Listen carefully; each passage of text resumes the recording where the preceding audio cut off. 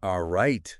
Welcome back, everyone. Ready for another deep dive. Always ready. Fantastic. Today we're breaking down a Premier League clash that, honestly, had me on the edge of my seat. Chelsea versus Brentford. A real nail-biter. Seriously. Now, as football fans, you already know this was a big one. Chelsea, gunning for the top spot. Brentford, well, they've got this strange thing going on with home versus away games. We're going beyond just the scoreline, though. Absolutely. Tactics, key moments, and some surprises along the way. Exactly. Got to understand the why behind the what. Okay, so let's set the stage. All right, so we've got Chelsea coming in, 3 straight wins under their belt. Feeling good, right? Definite for sure. But then you look at Brentford's history at Stamford Bridge, and not pretty. Yeah, not a happy hunting ground for them. So right away, you've got this clash of momentum. Chelsea's on fire. Brentford facing a stadium that's been, well, a bit of a nightmare. The classic unstoppable force versus immovable object kind of vibe. Exactly. And that tension played out right from kickoff. Chelsea, they came out strong. Oh, yeah. Remember those early chances? Nicholas Jackson nearly put one away right off the bat. Cole Palmer kept the pressure on Brentford's keeper.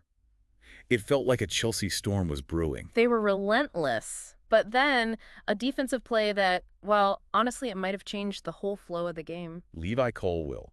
That block on Mikkel Damsgaard, I mean, talk about a clutch moment. Oh, absolutely. Brentford, they thrive on those quick transitions, getting the ball upfield fast. Colwill shutting that down early. Huge. It threw a wrench in their whole plan. And it gave Chelsea the space to keep pushing. Which they did, and it led to the first goal, though from a source you might not have predicted. Mark Cucurella, our left back, not exactly known for its goal scoring, heads one in from a cross. Definitely not on anyone's bingo card. Nope. And what makes it even more interesting is the buildup. Chelsea had bombarded Brentford with crosses, like 21 in total. Whoa, really? That's way more than their usual style. Right. It tells me they were adapting to Brentford's defense, realizing that to break through that tight, disciplined backline, sometimes you got to go over the top. We're seeing this tactic more and more in the Premier League. Fascinating. So Chelsea's up 1-0 at halftime, feeling good. But Brentford had a couple of golden chances early in the second half. I mean, those could have flipped the script entirely. Oh, for sure. Jadon Sancho to Jackson. That was a sitter. I know. If that goes in, the whole momentum shifts.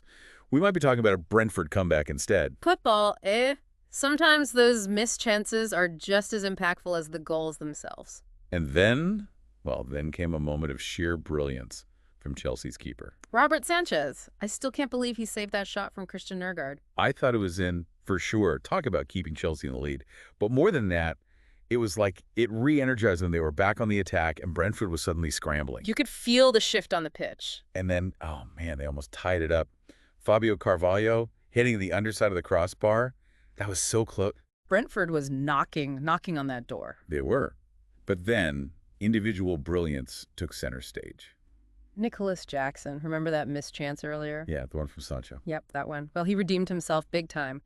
Beats Ethan Pinnock with some slick footwork and slots it in. Talk about redemption. Beautiful goal. Yeah. And that second goal for Chelsea felt like textbook counterattacking, really. Oh, absolutely. Brentford pushing high, desperate to equalize. That left space at the back. And Chelsea, well, they know how to exploit that. Jackson's pace and skill were incredible, but it was also a masterclass in punishing overcommitment. Brentford did manage to pull one back late in the game. Brian Abuemo with a nice finish, but it wasn't enough. Final score, Chelsea 2, Brentford 1. So what can we learn from this? Well, Chelsea, they're looking dangerous. If they can maintain this momentum, watch out. They could be real contenders for the top spot. Absolutely. As for Brentford, that away form is a real puzzle. Can they really make a serious push for the top if they can't consistently win away from home? Big question mark there. This match really had it all. Tactical shifts, missed chances, individual brilliance, and that edge-of-your-seat drama. Amazing stuff. It definitely makes you wonder, doesn't it? Will Chelsea keep this up? And can Brentford solve their away game woes? The Premier League just keeps getting more interesting. Couldn't agree more. That's all the time we have for today's deep dive. Thanks for joining us, and we'll see you next time. Cheers. See you.